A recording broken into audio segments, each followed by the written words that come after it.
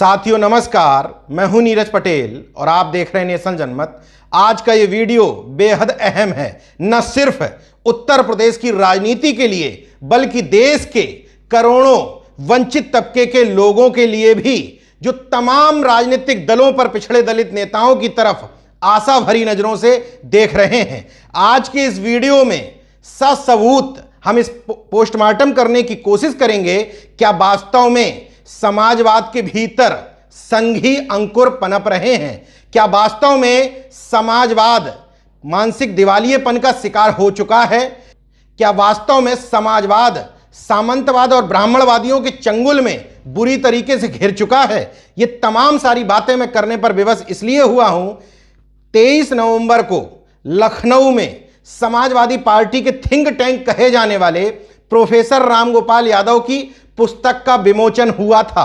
उस विमोचन समारोह की जो तस्वीरें निकल करके आईं, मंच पर जिस तरीके के लोग मौजूद थे, उसके बाद तमाम लोगों के मन में एक सवाल उत्पन्न हुआ, क्या प्रोफेसर रामगोपाल यादव आरएसएस ब्राह्मणवाद के चंगुल में हैं? या यह भी हो सकता है कि शायद रामगोपाल यादव आरएसएस की चंगुल में फंसा लिए गए हों।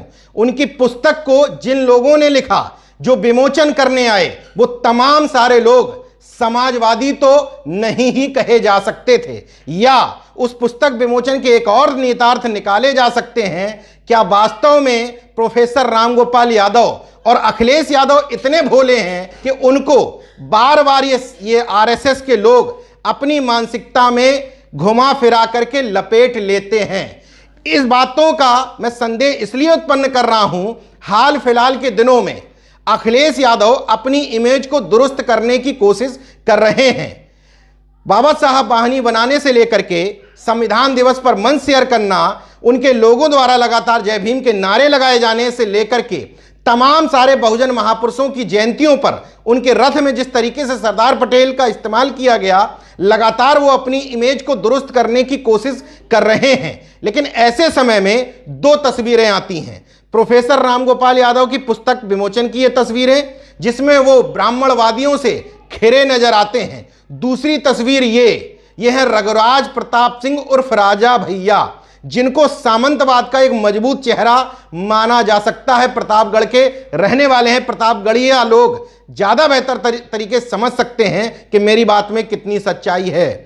पहले ब्राह्मणवाद से घिरे हुए रामगोपाल और अखिलेश यादव, इसके बाद राजा भैया उनके पिता मुलायम सिंह यादव से मिलते हुए, मतलब उनकी जो इमेज बन रही थी, क्या आरएसएस चाहती है कि इन दो तस्वीरों के माध्यम से जनता को यह बताया जाए, जो अब धीरे धीरे अखिलेश यादव की तरफ आशा भरी नजरों से देख रही है, उसको यह बताया जाए कि अभी भी ये लोग सामंतवाद और ब्राह्मणवाद की गिरफ्त में हैं। मैं इस पुस्तक विमोचन में बुलाए गए एक से बढ़कर एक ब्राह्मण शिरोमणियों के बारे में रिसर्च कर रहा था। उसी बीच न्यूज लॉन्ड्री वेबसाइट की एक खबर मेरे हाथ लगी। उसने एक नया खुलासा कर दिया। उसने हेडिंग लगाई, प्रोफेसर रामगोपाल यादव का वाजपेयीकरण।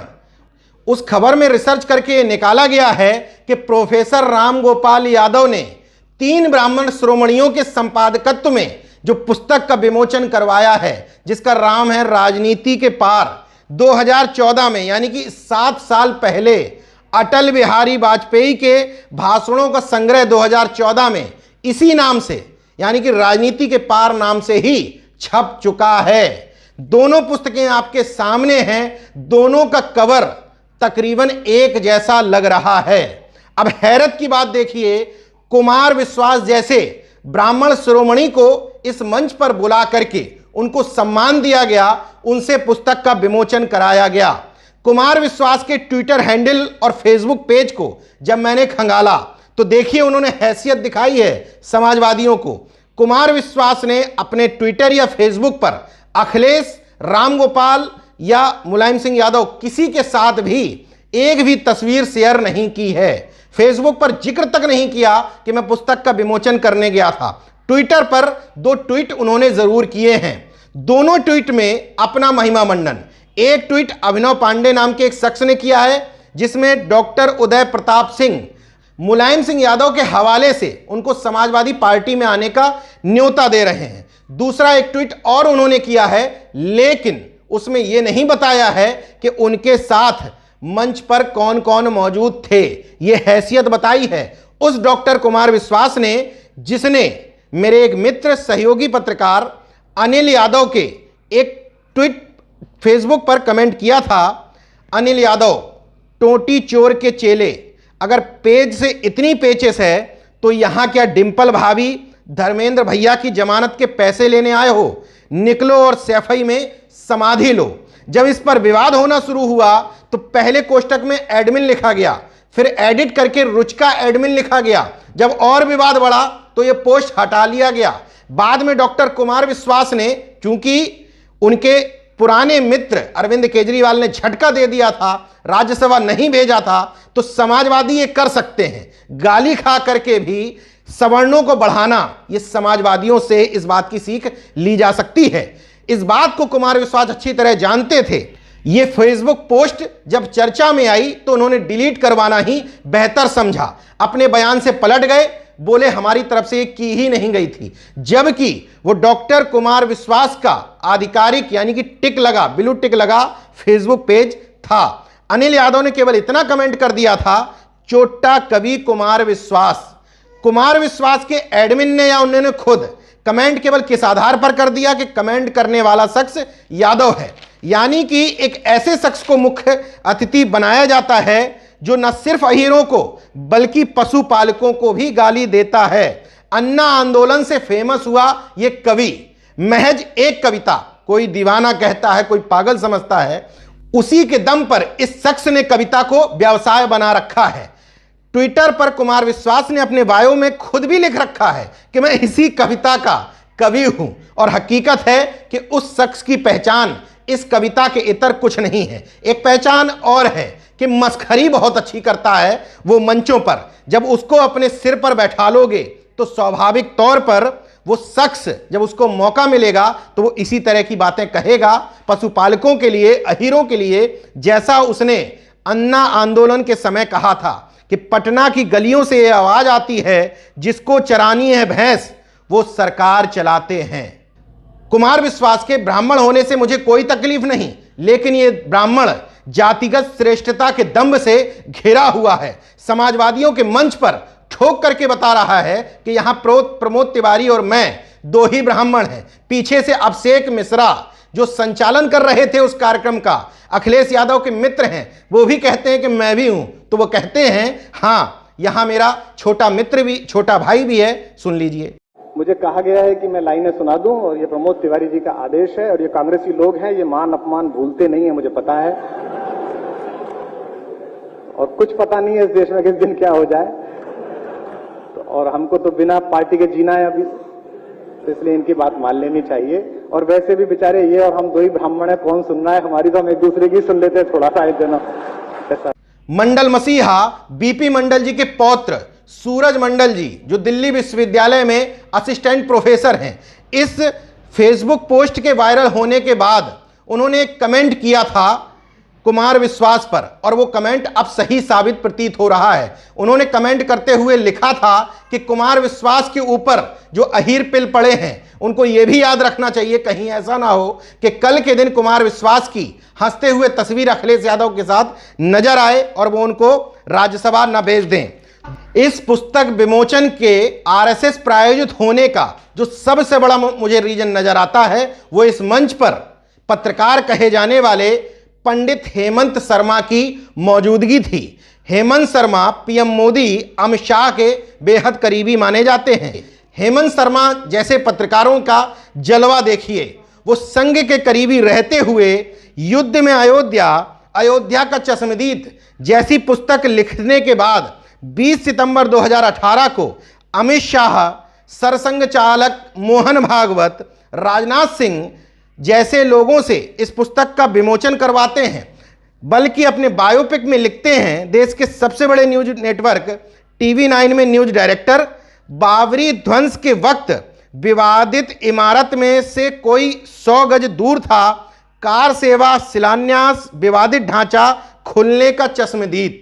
ये इनका जमा पूंजी है जीवन की। इन पुस्तकों में क्या होगा ये इस बात से समझ लीजिए कि आरएसएस चीफ मोहन भागवत 2018 में इसका विमोचन करने आए थे। मतलब संघ से इतनी नजदीकी कि जैसे ही बीजेपी की सरकार बनती है केंद्र में, वैसे ही हेमंत शर्मा के पिताश्री पंडित मनु शर्मा को न सिर्फ मोदी सरकार पद्मश्री पुरस्कार से सम्मानित करती है, बल्कि इनके पिता को अपने सफाई के जो स्वच्छता के नवरत्न थे उसमें भी शामिल कर लेती है।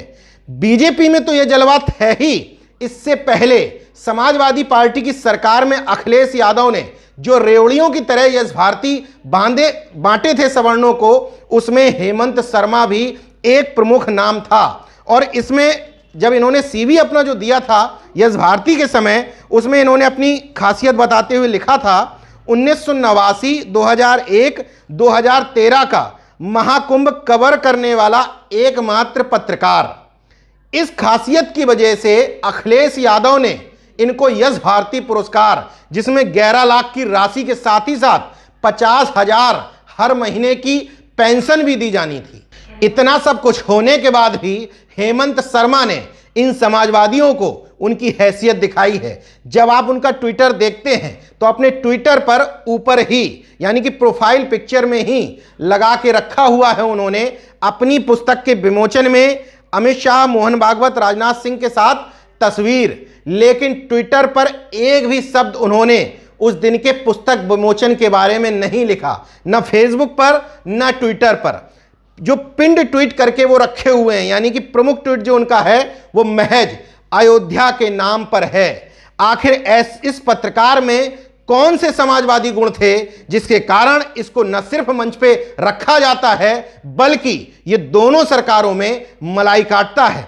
कोई भी एक पत्रकार जो पिछड़े दलित वर्ग से आता है, वो अखिलेश यादव के, मुझे ही लीजिए, मैं जो ये वीडियो बना रहा हूं, मुझसे कहा जाएगा कि अखिलेश यादव के आप विरोधी हैं, लेकिन टोटी चोर आप अखिलेश यादव को कह दीजिए आप सवर्ण हैं, तो आपको इस बात का मौका दे दिया जाएगा कि आप इतने महत्वपूर्ण कार्यक्रम में आकर के उन्हीं के सामने पैर हिला, पैर पे पैर चढ़ा करके बैठ करके अखिलेश को अखिलेश जी ना कह करके अखिलेश कहते हुए उन्हीं की छाती पर चढ़ करके उनका अपमान करके पुस्तक का विमोचन भी कर सकते हैं। आगे बढ़ते हैं। संचालन कौन कर रहा था? अभिषेक मिश्रा, ये मैंने आपको पहले ही बता दिया। अब मेन बात पर आता हूं। इस पुस्तक के संपादक में 3 लोगों के नाम लिखे गए हैं। वेद प्रताप वैदिक, सभी जानते हैं कि ये देश में जातिवार जनगणना के सबसे बड़े विरोधी के तौर पर जाने जाते हैं। कुछ दिन पूर्व माहौल बना रहे थे जब जातिवार जनगणना के लिए सरकार पर दबाव बनाया तमाम सारे संगठनों ने, तो वेद प्रताप वैदिक ने स्पष्ट तौर पर कहा कि देश हित में नहीं है। यह भी बताया उस आर्टिकल में उन्होंने कि 2010 में उन्होंने जातिवार जनगणना के खिलाफ अभियान चला करके रखा हुआ था। वो वेद प्रताप वैदिक जिसको आरएसएस का एजेंट कहा जाता है, ये मैं नहीं कह रहा हूं। 13 जुलाई 2019 को दिल्ली में समाजवादी समागम में वेद प्रताप वैदिक को जब बुलाया गया, कुछ समाजवादियों ने इसका विरोध भी किया। खैर, किसी तरीके से वेद प्रताप वैदिक कार्यक्रम में बुला लिए गए। जब वो बोलने के लिए खड़े हुए तो तकरीबन 10 मिनट तक आरएसएस के गुणगान करना उन्होंने शुरू कर दिया। इसके बाद वहां बैठे हुए तमाम सारे समाजवादियों ने, पत्रकारों ने इसका विरोध दर्ज कराया, तब उनका भाषण बंद करवाया गया। ये वही शख्स हैं जो लगातार आरक्षण के खिलाफ बोलते हैं, जातिवार जनगणना के खिलाफ बोलते हैं। अब समझने की बात यह है कि समाजवादी पार्टी जो कह रही है कि हम जातिवार जनगणना के समर्थन में हैं, उनके थिंक टैंक अपनी पुस्तक लिखवाने के लिए ब्राह्मण को ढूंढते हैं, वो भी वेद प्रताप वैदिक जैसे ब्राह्मण को। अब इसको मानसिक दिवालियापन न कहा जाए, भोलापन कहा जाए, यह आप ही समझिए। दूसरे इस पुस्तक के संपादक हैं पुष्पेश पंत, जेएनयू के पूर्व प्रोफेसर हैं और जेएनयू में पढ़ने उन्हीं के डिपार्टमेंट में जिन लोगों ने पीएचडी की है, उनसे पूछ लीजिए कि पुष्पेश पंत कितने बड़े ब्राह्मणवादी प्रोफेसर थे, अपने अंडर में किन लोगों को पीएचडी करवाते थे, पीएचडी के वायवा से लेकर के तमाम चीज़ों में किस तरीके से जातिवाद करते थे। ये उस समय, इनके समय में जेएनयू में जो लोग पढ़े हो उनसे पूछ लीजिएगा। तीसरे प्रोफेसर देवी प्रसाद द्विवेदी, जो बनारस में संपूर्णानंद संस्कृत विश्वविद्यालय में प्रोफेसर हैं। पद्मश्री पद्म भूषण इनको मिल चुका है। अब एक और हैरत की बात बताता हूं, इन तीनों ही लोगों के नाम पुस्तक पर प्रमुखता से लिखे हुए हैं। पुस्तक विमोचन समारोह में तीनों के नाम लिखे थे। तीनों लोगों ने समाजवादियों की इतनी इंसल्ट कर दी कि तीनों ने ही इस लायक उस प्रोग्राम को नहीं समझा कि उस प्रोग्राम में पहुंचा जाए। न्यूज लॉन्ड्री वेबसाइट ने अपनी खबर लिखने से पहले इन तीनों ही लोगों से बात करी। वेद प्रताप वैदिक का कहना था कि मुझे तो पता ही नहीं था कि उस पुस्तक में मेरा नाम भी जा रहा है। 1.5-2 महीने पहले मेरे पास किसी का फोन आया, उन्होंने कहा आपका नाम दे रहे हैं पुस्तक विमोचन, पुस्तक के संपादन में। मैंने हाँ कर दी। वेद प्रताप वैदिक जितने बड़े तुर्रम खां पत्रकार माने जाते हैं, इतनी मासूमियत के साथ उन्होंने जवाब दे दिया। ये इतना आसान तो नहीं था कि आपकी जानकारी के बिना कि पुस्तक में क्या लिखा जा रहा है, राम गोपाल यादव के बारे में क्या टिप्पणी करनी है, आपने अपना नाम लिखने की अनुमति दे दी। पुष्पेत पंत और देवी प्रसाद द्विवेदी से जब बात की, वो भी इसी तरीके के जवाब दे रहे हैं। मतलब तीनों ब्राह्मण शिरोमणियों के नाम संपादन में लिखे हुए हैं, लेकिन तीनों न्यूज लॉन्ड्री से मानने को तैयार नहीं है कि पूरी पुस्तक का संपादन उन्हीं लोगों ने किया है। पुष्पेश पंत कह रहे हैं कि 2-3 लेख हमें दे दिए गए थे, उनका संपादन हमने किया। वेद प्रताप वैदिक कह रहे हैं कि हमको कुछ नहीं पता था। देवी प्रसाद द्विवेदी से जब पूछा गया कि इस किताब का नाम अटल बिहारी वाजपेयी के नाम से आई हुई किताब के नाम पे क्यों रखा गया है, तो देवी प्रसाद द्विवेदी कहते हैं कि प्रकाशक को पता होगा। मैं अपने इस वीडियो की लिंक में न्यूज लॉन्ड्री की उस वेबसाइट की खबर की लिंक दे दूंगा, पढ़िएगा। आपको आश्चर्य लगेगा कि जिन लोगों को सम्मान दिया जा रहा है वो कह रहे हैं जाओ, हमें तुम्हारा सम्मान चाहिए ही नहीं। जिन तमाम सारे लोगों को मंच पर बुला बुला करके महिमा मंडित किया जा रहा था, उन्हीं में एक नाम था कांग्रेस के बड़े नेता कहे जाने वाले और ब्राह्मण शिरोमणियों में से एक पंडित प्रमोद तिवारी, सामंतवाद के गढ़ कहे जाने वाले प्रतापगढ़ से आते हैं। उनका एक वीडियो जरा देखिए। मैं इस वीडियो में यह दिखाने की कोशिश कर रहा हूं कि वो अपने से उम्र में कई साल बड़े मुलायम सिंह यादव के सामने झुकते नहीं हैं, हाथ नहीं जोड़ते हैं, बल्कि मुलायम सिंह यादव की पीठ पर हाथ रखते हैं। इसी वजह से ये ब्राह्मणवादी मानसिकता से घिरे हुए लोग बार बार पिछड़े दलितों को उनकी हैसियत और औकात ये कहकर के बताते हैं कि तुम्हारे नेताओं, चाहे समाजवादी पार्टी के हों या बहुजन समाज पार्टी के नेता हों, तुम्हारे नेताओं की जब ये हैसियत है हमारे सामने, तो तुम दलित पिछड़े लोगों की हैसियत कहां हमसे आंख में आंख मिला करके बात करने की।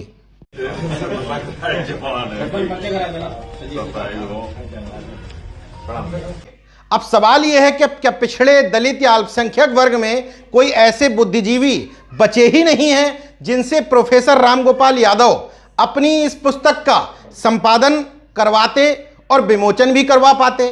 क्या प्रोफेसर दिलीप मंडल, उर्मिलेश उर्मिल, कमल भारती, चौथीराम यादव, सुभाष चंद्र कुशवाहा, HL दुसाद, बीरेंद्र यादव, सूरज मंडल, प्रोफेसर रतन लाल, फ्रैंक हुजूर जैसे तमाम सारे लेखक, कवि, पत्रकार, तमाम सारे लोगों के नाम मैं भूल भी रहा हूं, क्या इनमें से कोई भी इस काबिल नहीं है जिसको आप अपनी पत्रिका के संपादन या उस पत्रिका में बुलाए जाने के, विमोचन में बुलाए जाने की योग्य तक समझें? आखिर ऐसा क्यों हुआ होगा? इसका सटीक जवाब अरविंद कुमार देते हैं, जो JNU के समय से मेरे साथी हैं, इस समय PhD कर रहे हैं लंदन विश्वविद्यालय से। उन्होंने लिखा बहुत सटीक। ऐसा क्यों हुआ होगा कि रामगोपाल यादव के पुस्तक विमोचन के इस कार्यक्रम में उस तबके के प्रोफेसर, पत्रकार, लेखक गायब हैं जिनका इनको वोट लेना होता है? मेरा जवाब साफ है, क्योंकि इन तबके के लोग अपने को इन नेताओं का स्वघोषित प्रवक्ता बना लेते हैं। नेता को पता है 100 जूते खाएगा फिर भी हमारे यहां से जाएगा नहीं। काफ़ी हद तक अरविंद कुमार जी की बातों से मैं सहमत हूं। जब इन लोगों को ये पता है, समाजवादियों को, कि बीजेपी के विरोध में चाहे अनचाहे, डायरेक्ट इनडायरेक्ट जो बातें इस समय बुद्धिजीवी वर्ग के, पिछड़े दलित वर्ग के लेखक, पत्रकार, कवि कर रहे हैं, वो इनके खाते में बाय डिफॉल्ट जा रही है, तो क्यों इन लोगों का सम्मान किया जाए? इसलिए मैं तथाकथित बुद्धिजीवी तबके से बार बार इस बात को लेकर के अपील करता हूं कि किसी भी नेता या पार्टी का स्वघोषित प्रवक्ता नजर मत आइए। जहां जहां सामाजिक न्याय के साथ छेड़छाड़ करते हुए लोग नजर आए वहां सवाल उठाइए। एक कंफ्यूजन और दूर कर देता हूं, डॉक्टर उदय प्रताप सिंह जरूर इस मंच पर थे, जो मुलायम सिंह यादव के गुरु कहे जाते हैं। समाजवादी पार्टी उनको राज्यसभा भेज चुकी है, यादव बिरादरी से आते हैं, अच्छे लेखक माने जाते हैं। महज ओबीसी रिप्रेजेंटेटिव के तौर पर वही एक व्यक्ति मंच पर नजर आ रहे थे लेखकों में। दूसरा एक जवाब और दे देता हूं, क्या मंच पर ब्राह्मणों के होने से मुझे तकलीफ थी? मुझे तकलीफ इस बात से है कि मंच पर ब्राह्मणों को बुलाइए, कोई दिक्कत नहीं। मैंने मनोज झा का नाम एक बार भी नहीं लिया, क्योंकि मनोज झा जैसे ब्राह्मण कम से कम बात तो करते हैं सामाजिक न्याय की, ठोक करके जातिवार जनगणना या आरक्षण के समर्थन में बोलते तो हैं। मनोज झा जैसे लोगों को मंच पर रखने से मुझे कोई आपत्ति नहीं।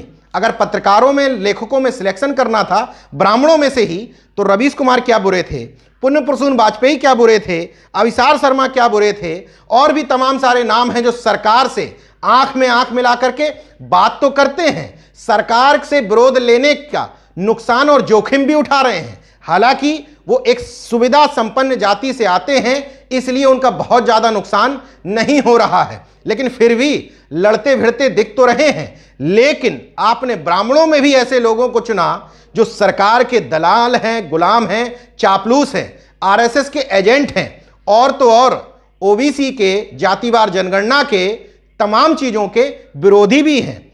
इसलिए अब इस वीडियो को देखने के बाद आप समझिए कि रामगोपाल यादव खुद ट्रैप में फंसाए गए आरएसएस के द्वारा, या रामगोपाल यादव ट्रैप में ऑलरेडी फंसे हुए हैं। उन्होंने अखिलेश यादव को उस पुस्तक के विमोचन में बुला करके ट्रैक में फंसवाया है। जो भी हो, बहरहाल रामगोपाल यादव जैसे लोगों को समाजवादी पार्टी का थिंक टैंक कहना अब बंद कर देना चाहिए। देखते रहिए नेशन जनमत, जागरूक और सजग बने रहिए। जय विज्ञान, जय संविधान, जय लोकतंत्र। धन्यवाद।